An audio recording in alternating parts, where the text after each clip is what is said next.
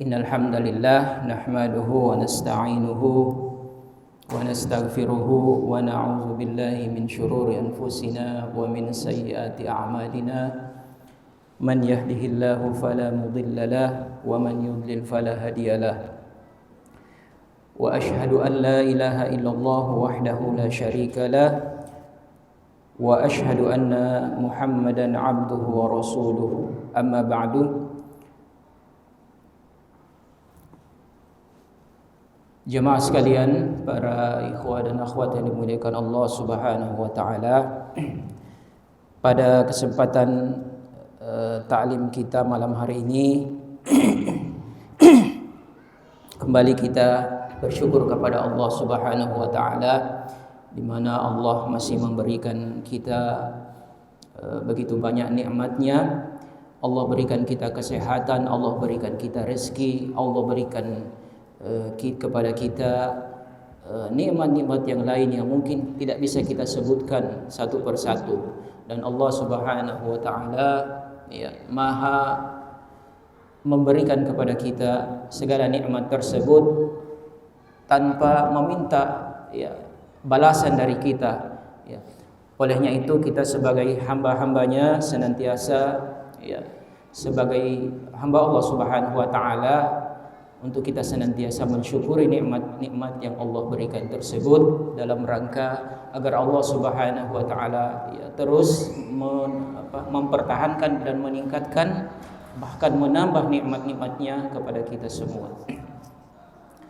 Kemudian tak lupa senantiasa kita mengirimkan salam dan salawat kepada Nabi kita, panutan kita, Rasulullah Muhammad sallallahu alaihi wasallam, yang dengan perjuangannya lah sehingga kita sampai hari ini dapat menjadi pengikut dari Nabi kita sallallahu alaihi wasallam, karena surga itu tidak akan terbuka sebelum Rasulullah sallallahu alaihi wasallam yang akan mendahului kita umatnya. Olehnya itu kesempatan malam hari ini kita juga akan kembali mengkaji bagaimana sejarah perjalanan hidup beliau sallallahu alaihi wasallam, yang mana tentunya sejarah hidup daripada Rasulullah sallallahu alaihi wasallam ini tidak hanya sekadar kita dengarkan atau kita ikuti sebagai sebuah kisah, namun tentunya kita menginginkan pelajaran-pelajaran atau kebaikan-kebaikan yang kita pelajari dari sisi-sisi kehidupan Rasulullah sallallahu alaihi wasallam, bahkan sampai dengan wafatnya beliau sallallahu alaihi wasallam. Jemaah sekalian yang dimuliakan Allah Subhanahu wa taala, pembahasan kita tentang sirah nabawiyah dari kitab Ar-Rahiqul Makhtum, kita telah membahas tentang peristiwa hijrah Rasulullah sallallahu alaihi wasallam, bahkan pada 2 kali pertemuan. Olehnya itu tentunya kalau kita membaca kisah sirah dari Nabi kita sallallahu alaihi wasallam begitu banyak buku-buku sirah itu, maka peristiwa hijrah ini adalah peristiwa yang luar biasa Kenapa? Karena perjalanan hijrahnya Rasulullah itu dari Mekah ke Madinah. Ini hijrah yang kedua setelah di awal-awal beliau kemudian berhijrah ke Habasyah. Dan di hijrah kedua ini beliau melakukan perjalanan dari Mekah ke Madinah, kurang lebih 500 km Kalau kita sekarang kan enak, sudah mulai banyak alat transportasi yang bisa kita gunakan untuk mempercepat perjalanan kita, baik kita umrah maupun haji. Namun Rasulullah sallallahu alaihi wasallam di masa yang lalu tidak ada kendaraan yang bisa digunakan kecuali yang paling terbaik itu adalah kuda. Itu yang digunakan oleh Rasulullah sallallahu alaihi wasallam. Nah, kita sudah menjelaskan jemaah sekalian bagaimana Rasulullah sallallahu alaihi wasallam kemudian di awal-awal hijrah ke Madinah ini mereka kemudian mengambil jalur yang berbeda dari jalur yang biasa gunakan oleh orang-orang Quraisy menuju ke Madinah. Ke Madinah di arah utara.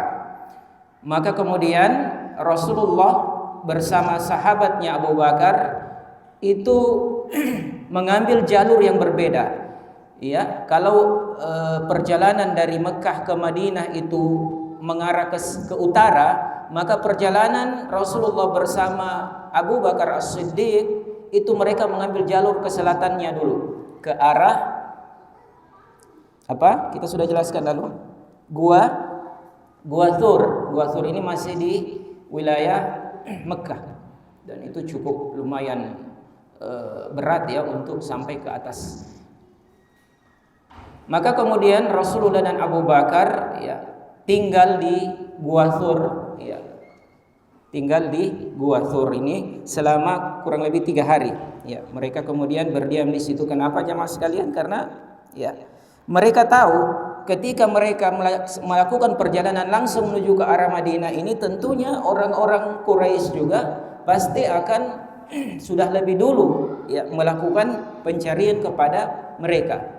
Maka mereka mengambil jalur untuk menuju ke Gua Thur dulu. Disitulah mereka kemudian berdiam diri sampai kemudian berita yang ada di Mekah, orang-orang Quraisy sudah mulai reda-reda ya, sudah mulai menurun semangat mereka untuk mencari Rasulullah dan Abu Bakar ini. Maka Rasulullah kemudian ya kita sudah jelaskan ada beberapa orang yang kemudian menjadi teman ya daripada perjalanan hijrah ini. Yang pertama adalah Amir bin Fuhairah ya. Amir bin Fuhairah ini adalah pelayan daripada Abu Bakar As-Siddiq. Ini sudah disiapkan sebelumnya. Jadi supaya Amir bin Fuhairah ini kemudian mengembalakan kambing-kambing. Ini kita sudah ceritakan ya. Kemudian orang yang kedua adalah putra dari Abu Bakar As-Siddiq sendiri. Ini yang kemudian berusaha atau ditugaskan untuk menjadi mata-mata atau apa kita bilang ya, untuk bisa mengetahui berita-berita yang datang dari Mekah ya ketika mereka masih berada di Gua Thur itu. Jadi supaya informasi-informasi yang ada di Mekah itu bisa sampai kepada Rasulullah dan Abu Bakar yang ada di Gua Thur ini. Mereka tahu. Nah, ini tugasnya putranya Abu Bakar tadi. Kemudian ya, jadi kedua orang ini kemudian ya menjadi pembantu dari Abu Bakar Rasulullah dan Abu Bakar As-Siddiq. Kemudian orang yang ketiga, jemaah sekalian, Abu Bakar kemudian atau Rasulullah sallallahu alaihi wasallam kemudian memilih salah satu orang Quraisy ya, tapi dia belum masuk Islam, Abdullah bin Uraiqid. Abdullah bin Uraiqid. Ini orang yang ketiga dan dia bukan orang Islam pada saat itu. Wallahu alam apakah kemudian beliau ini masuk Islam. Jadi namanya juga Abdullah. Kenapa Abdullah? Padahal dia bukan orang Islam. Ada yang tahu? Ya, jadi nama Abdullah itu memang sudah dikenal ya, bahkan sebelum Rasulullah diutus. Kenapa? Karena mereka dahulunya ya, masih memegang agama yang dibawa atau syariat yang dibawa oleh Nabi Ibrahim alaihissalam, sehingga ada beberapa syariat yang masih mereka pertahankan, ada kebaikan-kebaikan yang kemudian masih mereka pertahankan. Dan ini kemudian orang-orang Quraisy ya setelah masuknya kesyirikan di kota Mekah ya, disitulah mulai berubah ya. Ada beberapa hal-hal termasuk juga dalam hal nama tadi ya, Abdullah bin Uraiqid ini yang kemudian dipilih oleh Rasulullah sallallahu alaihi wasallam sebagai penunjuk jalan mereka ke Mekah, ke Madinah ya, untuk hijrah tadi.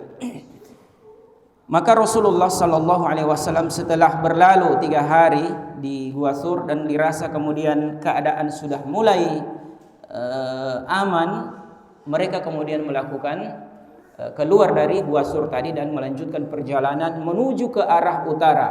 Namun jemaah sekalian, perjalanan bukan jalan yang biasa dilalui ya.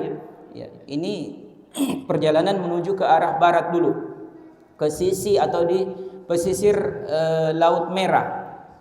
Dan ini jalan yang tidak dilalui oleh kafilah-kafilah yang akan menuju ke arah Madinah atau menuju ke arah Syam. Ya. Jadi kalau kita mau hitung-hitung jamaah sekalian ya,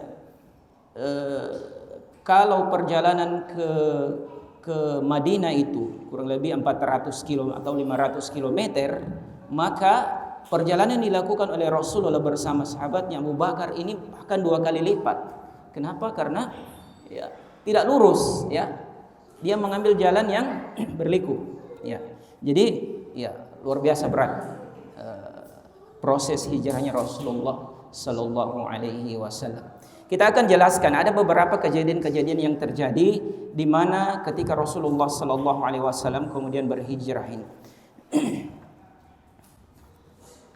Yang pertama jamaah sekalian ya, ketika Rasulullah sallallahu alaihi wasallam ya dalam perjalanan hijrahnya bersama sahabatnya Abu Bakar, ini dalam riwayat Imam Al-Bukhari ya, disebutkan ya mereka kemudian melakukan perjalanan sepanjang malam, bahkan sampai dengan waktu siangnya. Ini perjalanannya ya. Malam. Kenapa dilakukan malam? Agar lebih ya tidak terlalu bisa diketahui oleh orang, karena pada saat itu ya belum ada listrik ya, maka waktu malam itu lebih baik untuk melakukan perjalanan. Bahkan sampai siangnya mereka kemudian ya sampai di salah satu tempat di mana ketika itu Abu Bakar kemudian melihat ada sebongkah batu yang agak memanjang. Abu Bakar kemudian melihat tempat tersebut dan melihat batu itu ya, karena melihat Rasulullah SAW sudah mulai lelah melakukan perjalanan. Abu Bakar sebagai seorang sahabat kemudian mengambil batu tadi lalu meletakkan di atas, ini pada waktu tengah hari ya, panas-panasnya matahari itu di atas agak ke bukit supaya matahari tidak sampai menerpa Rasulullah sallallahu alaihi wasallam. Setelah itu kemudian ya Abu Bakar memeriksa keadaan tempat itu dan membersihkan tempat tersebut, lalu kemudian ya, mempersilahkan Rasulullah sallallahu alaihi wasallam untuk beristirahat di tempat itu. Jadi jamaah sekalian, ini sebenarnya gambaran sahabat yang memang benar-benar sahabat ya demi agama. Kenapa? Abu Bakar mendahulukan keselamatan Rasulullah sallallahu alaihi wasallam. Begitu juga ketika peristiwa di Gua Sur tadi, ya Abu Bakar yang lebih dulu masuk. Dia yang lebih dulu memeriksa seluruh keadaan sampai kemudian benar-benar dirasa aman, lalu dipersilakan Rasulullah untuk masuk. Ya, sampai-sampai Abu Bakar di Gua Sur itu mendapat gigitan dari binatang ya, dari binatang berbisa yang dengan kakinya dia menutup ada beberapa lubang yang ada di gua itu. Jadi seperti itu jamaah sekalian ya. Seorang yang bersaudara dalam Islam tentunya mendahulukan saudaranya yang lain. Apalagi ini Rasulullah sallallahu alaihi wasallam. Keselamatan Rasulullah sallallahu alaihi wasallam tentunya lebih utama daripada keselamatan dirinya. Ya, Abu Bakar sebagai seorang sahabat ya. Dan ini adalah bukti cinta kita kepada Rasulullah sallallahu alaihi wasallam. Kita lebih mendahulukan keselamatan Rasulullah sallallahu alaihi wasallam. Kalau kita sekarang ini ya tentunya menjaga nama baik Rasulullah sallallahu alaihi wasallam ketika terjadi pelecehan-pelecehan kepada Rasulullah, kepada syariat, kepada agama yang dibawanya, tentu kita minimal ada rasa kebencian ya kepada orang-orang yang melakukan hal seperti tersebut. Maka kemudian jemaah sekalian, ketika mereka sedang berada di tempat tersebut, Rasulullah kemudian berbaring di tempat itu, maka Abu Bakar kemudian ya berkeliling untuk memeriksa keadaan. Jangan-jangan ada orang yang melihat mereka di tempat itu. Tidak lama kemudian datanglah seorang pemuda yang sedang membawa atau menggembalakan kambing di sekitar itu. Abu Bakar kemudian bertanya, "Wahai sang bocah, siapa engkau, berasal dari mana?" Maka kemudian orang ini atau pemuda ini ya, menjawab, "Saya berasal dari penduduk Mekah." Kalau begitu, kambing siapa yang engkau gembalakan ini? Ya, orang ini, pemuda ini kemudian menjawab, ya seorang yang berasal dari penduduk Madinah, atau dalam riwayat lain disebutkan penduduk Mekah. Maka Abu Bakar bertanya kepada pemuda ini, kalau begitu apakah saya bisa meminta susu dari kambing tersebut untuk bisa diperah? Pemuda ini kemudian menjawab, baiklah, tidak apa-apa. Maka kemudian Abu Bakar meminta kepada pemuda ini untuk memerahkan kambing, dan sebelumnya untuk membersihkan lebih dahulu agar supaya tidak terkena tanah ataupun bulu dan kotoran yang ada dari kambing tersebut. Sang pemuda ini kemudian memerahkan susu dari kambing tersebut, yang kemudian diletakkan dalam wadah yang sudah disiapkan oleh Abu Bakar As-Siddiq, dan beliau kemudian melihat Rasulullah sallallahu alaihi wasallam pada waktu itu sedang tertidur, dan beliau tidak berani untuk membangunkannya karena kelelahan, jemaah sekalian. Ya, beberapa malam, berhari-hari mereka melakukan perjalanan. Sampai Rasulullah sallallahu alaihi wasallam kemudian terbangun, barulah Abu Bakar kemudian menyuguhkan susu dari kambing tersebut, dan Rasulullah kemudian meminum bersama dengan Abu Bakar As-Siddiq. Maka setelah itu kemudian Rasulullah bertanya, wahai Abu Bakar, bukankah sudah waktunya kita melanjutkan perjalanan kita? Maka Abu Bakar kemudian menjawab, baiklah, kita akan lanjutkan perjalanan kita. Maka kemudian perjalanan mereka dilanjutkan, jemaah sekalian. Ini yang pertama. Di sini disebutkan ada beberapa peristiwa yang terjadi, ya. Kemudian yang kedua, mungkin kita tidak sebutkan semuanya. Yang kedua, jemaah sekalian, ini kisah yang masyhur di mana Rasulullah SAW bersama Abu Bakar ketika itu dilihat oleh seseorang, ya, di tengah perjalanan. Ada seseorang yang melihat mereka yang sedang melakukan perjalanan. Orang ini kemudian datang ke kabilahnya. Ya, siapa ketua kabilahnya? Suraqah, ya, Suraqah bin Malik. Ini terkenal dengan ahli panah atau tombak, ya, dan juga seorang yang ahli dalam berkuda. Suraqah bin Malik kemudian mendengarkan berita yang dibawa oleh orang tersebut, maka dia kemudian mengatakan, ya, kemungkinan orang yang engkau lihat itu adalah orang yang memang biasa lewat di tempat itu, ya. Jadi dia menganggap bahwa mungkin bukan ini yang dia cari. Kenapa, jemaah sekalian? Sebelumnya para pemuka-pemuka Quraisy di Mekah itu mengadakan sebuah sayembara. Ya, barang siapa yang menemukan kedua orang ini, Rasulullah sallallahu alaihi wasallam dan ataupun Abu Bakar, maka mereka akan diberikan 100 ekor unta. Siapa yang tidak mau 100 ekor unta? Ya, tentu banyak orang yang tertarik untuk mengikutinya. Dan Suraqah ini adalah salah satu, ya, orang yang terkenal, ya, dan memiliki pengaruh di tengah-tengah kaumnya. Maka kemudian, ya, ketika berada di tengah-tengah kaumnya tadi dan mendengarkan berita yang dibawa oleh orang tersebut bahwa ada kafilah yang ada di sebelah bukit yang mengadakan perjalanan, Suraqah kemudian tidak langsung ke sana, ya. Namun dia menunggu beberapa saat, dan setelah dirasa, ya, kesempatan ini sudah dekat, maka kemudian dia menyuruh pembantunya untuk mempersiapkan kudanya dan juga tombaknya. Lalu diambil dan dia berangkat mengejar Rasulullah sallallahu alaihi wasallam dan Abu Bakar. Ini apa yang terjadi, jemaah sekalian?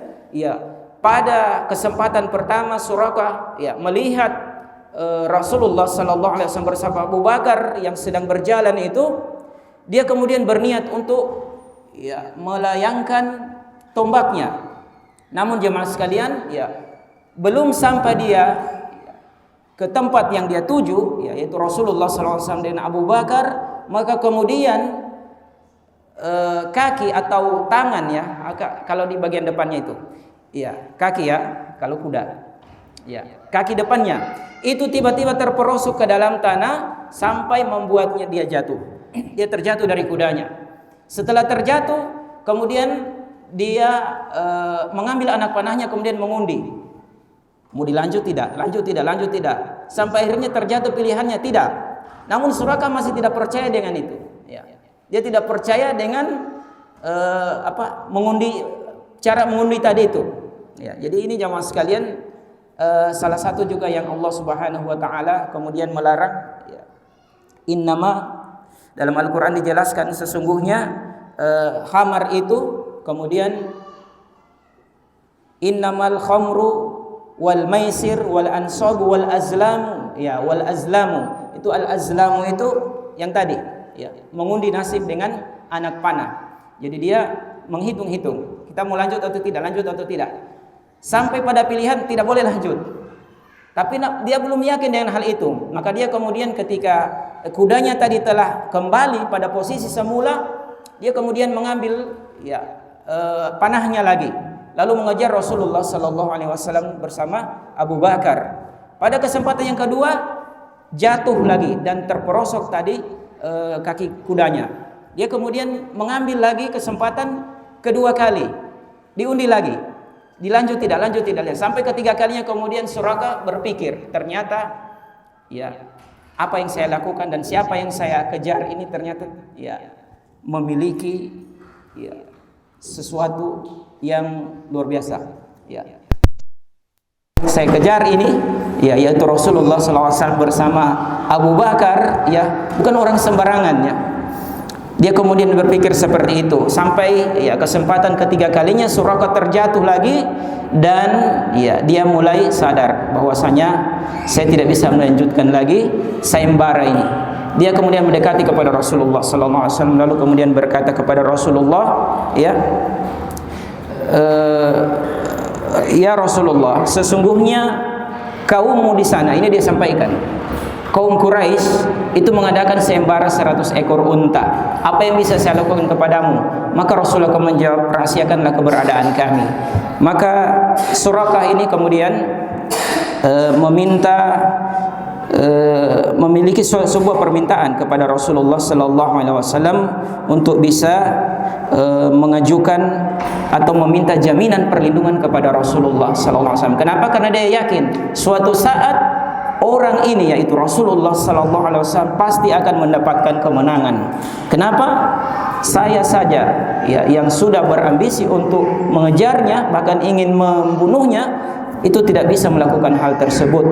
Maka kemudian Suraka, ya, mendapatkan jaminan Rasulullah sallallahu alaihi wasallam. Dalam kisah yang masyhur bahwa Suraka kemudian itu dijanjikan oleh Rasulullah SAW, wahai Suraka, bagaimana nanti jika engkau mengenakan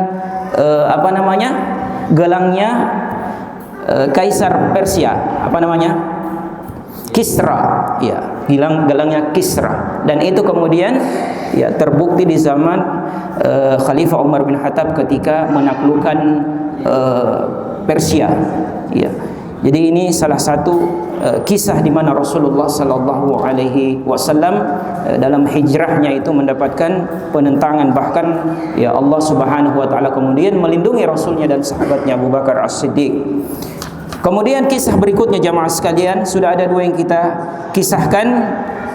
Kisah yang ketiga adalah perjalanan Rasulullah sallallahu alaihi wasallam bersama Abu Bakar kemudian melewati sebuah kemah. Ya, kemah orang Badui, ya, karena ini perjalanannya di pertengahan atau di tengah perjalanan mereka berdua kemudian melewati salah satu kemah yang dimiliki oleh seorang Badui yang bernama Ummu Ma'bad atau Ummu Ma'bad Al-Khuzaiyah. Nah, ini biasa kisah yang sering kita dengarkan, ya. Jadi Ummu Ma'bad ini adalah salah satu keluarga, dia tinggal bersama suaminya di perkemahan tersebut. Jadi mereka tidak memiliki rumah, mereka tinggal di kemah di tengah-tengah yang biasa dilalui oleh orang-orang yang sedang melakukan perjalanan. Dan kebiasaan daripada Ummu Ma'bad ini kebiasaan yang baik juga jamaah sekalian. Mereka setiap kali ada orang yang melakukan safar atau perjalanan itu mereka jamu atau mereka bantu, mereka beri makanan dan juga minuman. Dan jamaah sekalian, ya, tentunya walaupun mereka pada saat itu belum menjadi orang Islam, namun kebiasaan-kebiasaan ini adalah salah satu kebiasaan yang juga sangat baik, ya. Bahkan Islam menganjurkan hal tersebut. Rasulullah SAW pernah menjelaskan dalam sebuah hadisnya, ashfus salam wa at'imut ta'am wa sallu bil laili wan nasu niyam, dalam hadis riwayat At-Tirmizi, ya. tebarkan salam, berikan makanan, dan salatlah ketika manusia sedang tidur. Tadkhulul jannata bisalam, maka kalian akan masuk surga dengan selamat. Jadi ya, Rasulullah sudah kabarkan. Salah satunya adalah memberikan makanan, dan ini memiliki keutamaan yang besar jamaah sekalian, memberikan makanan kepada orang, apalagi kalau orang yang kita beri makanan itu adalah orang yang bertakwa, yang kita tahu baik agamanya. Ya, ini sebuah keutamaan yang besar jemaah sekalian. Dan kebiasaan ini juga dilakukan oleh Ummu Ma'bad. Maka ketika Rasulullah dan Abu Bakar As-Siddiq melewati perkemahan mereka, Abu Bakar kemudian bertanya, "Wahai Ummu Ma'bad, ya, apakah engkau memiliki sesuatu yang bisa kami minum ataupun makan?" Maka Ummu Ma'bad kemudian menjawab, "Demi Allah, andai saja kami ini memiliki sesuatu, maka niscaya kami tentu tidak akan kikir, kami tidak akan pelit sama engkau. Namun ketahuilah bahwasanya saat ini adalah musim paceklik, ya, sedang kering." Ya, Rasulullah kemudian melihat di samping perkemahan mereka ada satu ekor kambing atau domba yang sedang kurus, ya, karena ini saat-saat kemarau, ya. Rasulullah kemudian bertanya kepada Ummu Ma'bad, ya, "Wahai Ummu Ma'bad, ya, bagaimana kondisi domba yang ada di perkemahan ini?" Karena domba-domba yang lain sudah dibawa oleh suaminya Abu Ma'bad di tempat yang lain yang lebih bagus, yang lebih ada makanan di sana. Namun yang tertinggal cuma satu domba di samping perkemah mereka itu. Maka Rasulullah SAW melihat domba ini dan bertanya, "Bagaimana keadaan domba ini?" Ummu Ma'bad kemudian menjawab, "Ya, ini adalah domba yang tidak lagi memiliki air susu. Namun jika engkau menginginkannya, coba saja engkau perah." Rasulullah kemudian mencoba untuk memerah susu dari domba tersebut. Beliau kemudian membaca bismillah, dan jamaah sekalian, ya, seketika susu dari domba tersebut itu tiba-tiba menjadi membesar, ya. Dan Rasulullah kemudian memerah susu dari domba tersebut, lalu menuangkan ke dalam wadah yang dimiliki oleh Ummu Ma'bad. Setelah itu diberikan kepada Ummu Ma'bad, dan juga diberikan minum kepada sahabatnya Abu Bakar dan juga orang-orang yang ikut dalam perjalanan tersebut, ya, pembantu-pembantunya. Nanti setelah itu kemudian Rasulullah SAW meminum dari hasil perahan susu tadi. Dan jemaah sekalian, ya, tentu ini adalah sebuah mukjizat yang Allah Subhanahu wa taala perlihatkan, bahkan Ummu Ma'bad sendiri merasa heran. Dan setelah itu jemaah sekalian, ya, mereka kemudian berlalu dari tempat tersebut.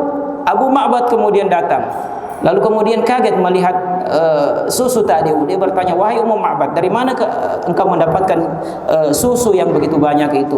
Ummu Ma'bad kemudian menjelaskan, "Ya, tadi ada dua orang yang datang ke tempat kita." Ya, dijelaskanlah ciri-cirinya. Ya, yang satunya adalah orang yang memiliki kulit yang putih, bersih, wajahnya cerah. Lalu kemudian mereka melakukan ini dan begini. Diceritakanlah itu kepada Abu Ma'bad.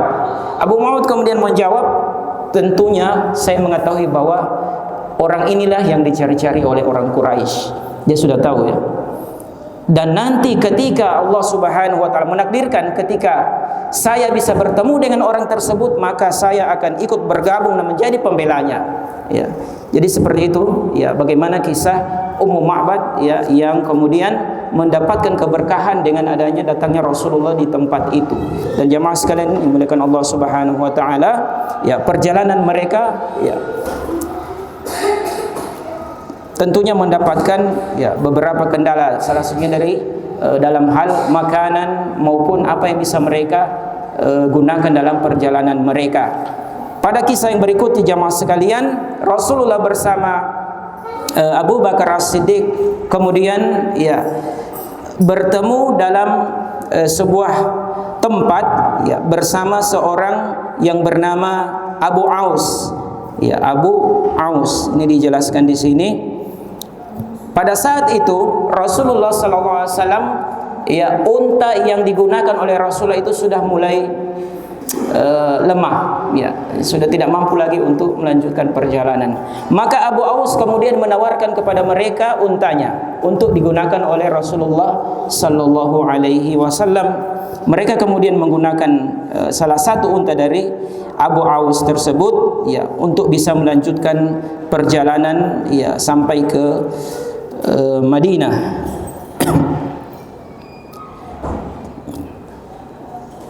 Dan di dalam perjalanan mereka jamaah sekalian, ya, Rasulullah juga berjumpa dengan ya salah satu sahabatnya, yaitu Az-Zubair.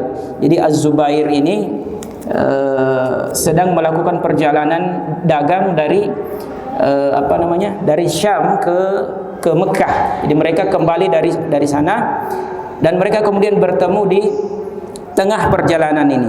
Az-Zubair kemudian melihat ya Rasulullah dan mengenali Rasulullah dan juga Abu Bakar. Kemudian menyerahkan kepada mereka pakaian yang berwarna putih untuk bisa digunakan oleh Rasulullah dan Abu Bakar. Dan pakaian inilah yang kemudian mereka gunakan sampai tiba di Madinah. Maka jemaah sekalian dimuliakan Allah Subhanahu wa taala, perjalanan mereka akhirnya ya dinanti-nantikan oleh penduduk Madinah.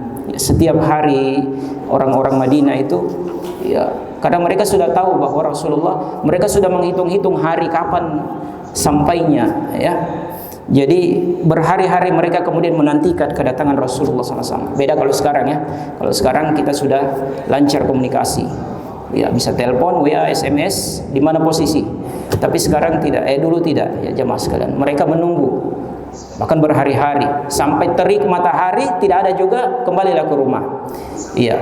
Sampai kemudian jemaah sekalian, ada seorang Yahudi yang mencoba untuk naik ke atap rumahnya. Ya, tidak disebutkan apa yang dia lakukan.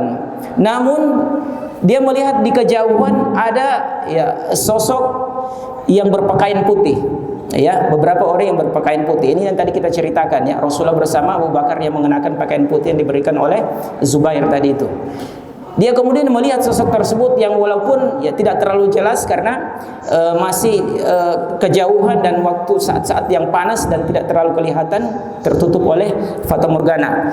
Sampai kemudian jelas, orang Yahudi ini kemudian berteriak, "Wahai orang-orang Arab, apa yang kalian tunggu-tunggu sudah tiba." Maka orang-orang Madinah kemudian ya merasa senang, ya ini orang yang sudah ditunggu-tunggu akan tiba. Maka seluruh kota Madinah kemudian bergemuruh ya mengucapkan puji-pujian kepada Allah Subhanahu wa taala dengan datangnya Rasulullah dan Abu Bakar ini. Maka kemudian Rasulullah bersama Abu Bakar ya di saat-saat perjalanan mendekati Madinah, dulu disebut Yasrib ya. Kita sebutkan nanti ketika Rasulullah sallallahu alaihi wasallam masuk ke Madinah, kemudian diganti nama Yasrib tadi menjadi Madinatun Nabawiyah atau Madinatul Rasul, ya kota Nabi atau kota Rasul. Sampai sekarang ya kita sebut Madinah karena lebih mudah untuk diucapkan ya. Jadi Madinah. Kalau dulu Yasrib.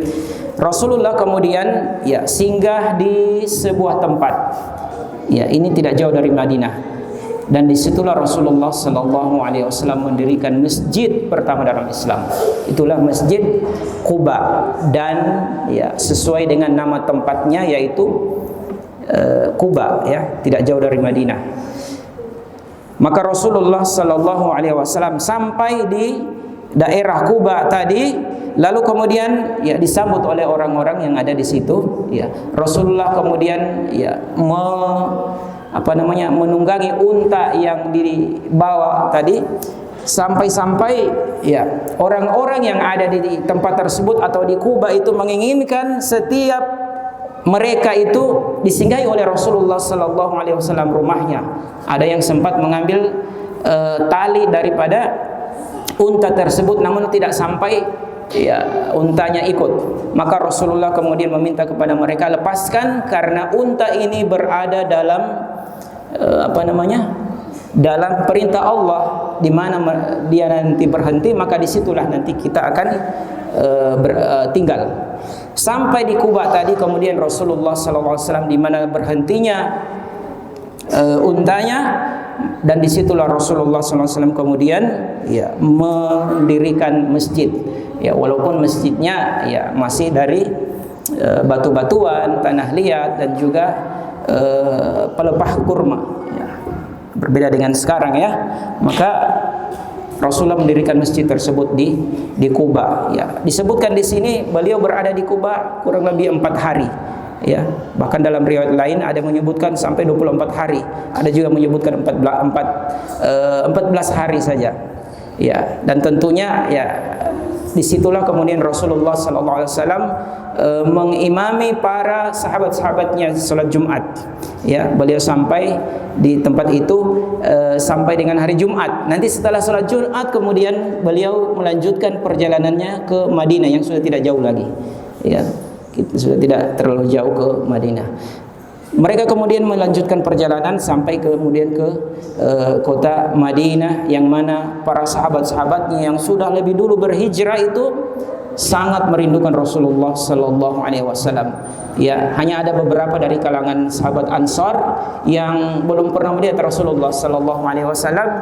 Mereka kemudian mengira bahwasanya ya Rasulullah sallallahu alaihi wasallam ini adalah orang yang mendampingi Abu Bakar As-Siddiq. Ya, maka mereka mendatangi Abu Bakar As-Siddiq mengucapkan salam. Ya, namun Abu Bakar kemudian memberikan isyarat dengan kainnya, memayungi Rasulullah SAW dengan kainnya. Ya, sehingga orang-orang Ansar tadi yang belum mengenal Rasulullah itu kemudian mengetahui dan memahami bahwasanya ya Rasulullah SAW itu adalah orang yang dinaungi oleh kain tadi oleh sahabatnya Abu Bakar As-Siddiq. Ya. Dijelaskan juga di sini jamaah sekalian bahwasanya bagaimana ketika Rasulullah sallallahu alaihi wasallam masuk dalam kota Madinah, ya.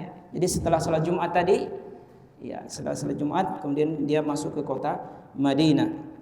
Maka ya orang-orang yang ada di kota Madinah ya tentunya merasa senang, ya. Bahkan di setiap rumah-rumah, di setiap jalan-jalan itu mereka kemudian membacakan pujian-pujian, ya. Bahkan disebutkan di sini juga ada beberapa syair-syair yang dilantunkan oleh orang-orang Ansar yang ada di kota Madinah, yang kita kenal, Thala'al badru alaina min saniyatil wada', ya. Telah terbit, ya, atau muncul bulan purnama di hadapan kita, ya. Min saniyatil wada, dari jalan-jalan di sela-sela bukit Wada. Jadi saniyatil wada itu di daerah Madinah, nanti tidak jauh dari Madinah, dan disitulah Rasulullah SAW pertama kali muncul, jadi dilihat oleh penduduk Madinah. Wajibas syukru alaina, maka kita wajib bersyukur karenanya. Mada'a lillahi da',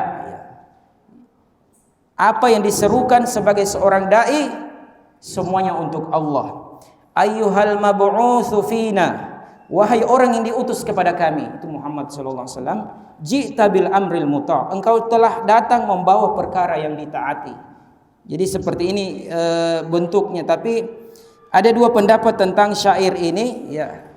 Ibnu Qayyim menyebutkan bahwa apa yang disebutkan tadi, syair-syair tadi itu dibacakan ketika Rasulullah SAW kembali dari perang Tabuk, ya, kembali dari perang Tabuk. Namun ya sebagian juga ulama berpendapat bahwasanya syair itu dibacakan ketika Rasulullah SAW kemudian masuk ke kota Madinah. Ya, jadi kita sebutkan di sini karena di sini dicatat juga, ya, sebagai sebuah bacaan yang disebutkan dalam kisah ini. Maka jemaah sekalian yang dimuliakan Allah Subhanahu wa taala, ya, mungkin kisah perjalanan Rasulullah sallallahu alaihi wasallam hijrahnya dari Mekkah ke Madinah ini merupakan sebuah awal sejarah di mana dimulainya sejarah atau tahun baru, ya, Islam, yang kemudian ya kita ketahui bahwasanya dimulai itu sejak peristiwa hijrahnya Rasulullah sallallahu alaihi wasallam. Dan tentunya ya peristiwa hijrah seperti ini dan juga pergantian tahun, ya, tidak ada perintah ataupun ya secara khusus apa amalan-amalan yang harus kita lakukan, ya. Namun ya tentunya setiap pertambahan waktu, pergantian tahun, bulan, dan waktu-waktu yang lainnya, ya, merupakan pelajaran bagi kita bahwa disitulah juga jatah umur kita berkurang, ya. Dan kita semakin bertambah waktu kita, semakin bertambah usia kita, artinya jatuh umur kita juga berkurang. Semoga Allah Subhanahu wa taala memberkahi umur-umur kita dalam kebaikan. Jemaah sekalian muliakan Allah Subhanahu wa taala, ya ini mungkin beberapa peristiwa-peristiwa yang terjadi di mana Rasulullah SAW kemudian dalam perjalanannya dari Mekah ke Madinah. Ya, semoga Allah Subhanahu wa taala memberikan kita kekuatan, memberikan kepada kita taufiknya untuk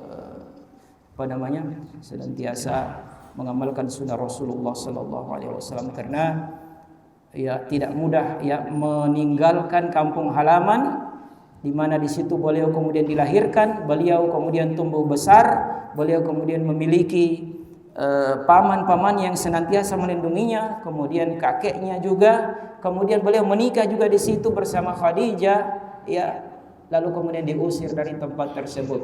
Bahkan Rasulullah SAW merasa sedih ya dalam sebuah perkataan, ya, jika sekiranya kaumku tidak mengusirku, maka saya akan tetap tinggal di Mekah. Ya.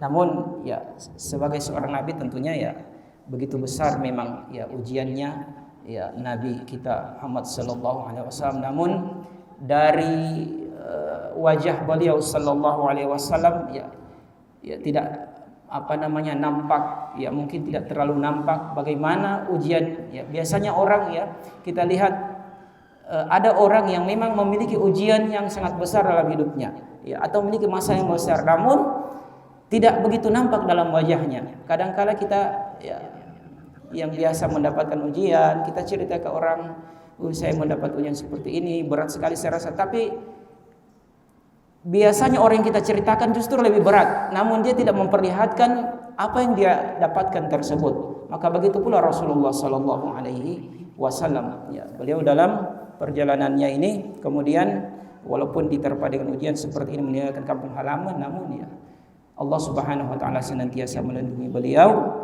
dan juga ya tanpa berputus asa beliau kemudian senantiasa mengajak dan menasihati sahabatnya ya, Abu Bakar As-Siddiq dalam perjalanan tersebut yang merasa khawatir selalu dikejar oleh orang-orang Quraisy. Maka Rasulullah kemudian hanya mengucapkan satu kalimat dalam Al-Qur'an, dalam surat At-Taubah itu ya, la tahzan innallaha ma'ana, jangan bersedih, sungguhnya Allah senantiasa bersama-sama kita.